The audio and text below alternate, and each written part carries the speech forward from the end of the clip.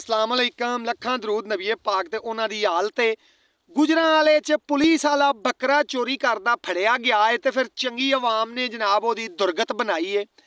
गुजरांवाले ना एक पिंडी बाईपास अजीज cross flyover लोहियां वाला बाईपास उहनूं आंदे ने।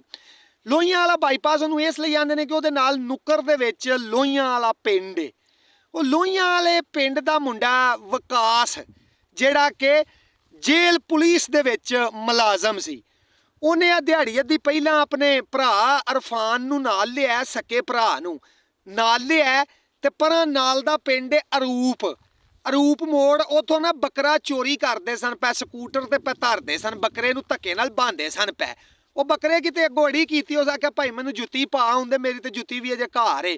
ਉਹ ਇੱਕ ਦੋ ਵਾਰੀ ਹਿੱਲਿਆ, ਫੜਕਿਆ, ਉਹ ਬੰਦਿਆਂ ਵੇਖਿਆ, ਪਤਾ ਲੱਗ ਗਿਆ। ਉਹਨਾਂ ਆ ਕੇ ਫਿਰ ਜਨਾਬ ਵਿਕਾਸ ਅਹਿਮਦ ਨੂੰ ਕਾਬੂ ਕੀਤਾ ਜਿਹੜਾ ਪੁਲਿਸ ਵਾਲਾ ਸੀ ਤੇ ਚੰਗੇ ਸੋਟੇ ਉਹਨੂੰ ਮਾਰੇ ਨੇ।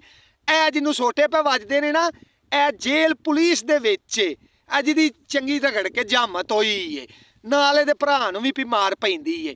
ਹੁਣ ਕਿੱਡੀ ਸ਼ਰਮ ਵਾਲੀ ਗੱਲ ਏ ਹਕੂਮਤ ਲਈ ਵੀ ਕਿ ਇਹਨਾਂ ਪੁਲਿਸ ਵਾਲਿਆਂ ਦੀ ਇੰਨੀ ਤਨਖਾਹ ਵੀ ਨਹੀਂ ਕਿ ਇਹ ਚੋਰੀਆਂ ਕਰਦੇ ਫਿਰਦੇ ਨੇ।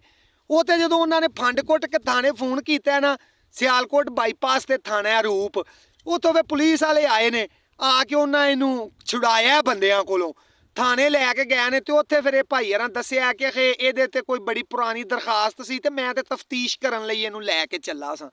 ਹੁਣ ਦੁਆ ਇਹ ਵੇ ਕਿ ਇਹ ਬੱਕਰੇ ਦੇ ਮਾਲਕਾਂ ਚੋਂ ਕੋਈ ਫੌਜੀ ਨਾ ਹੋਵੇ।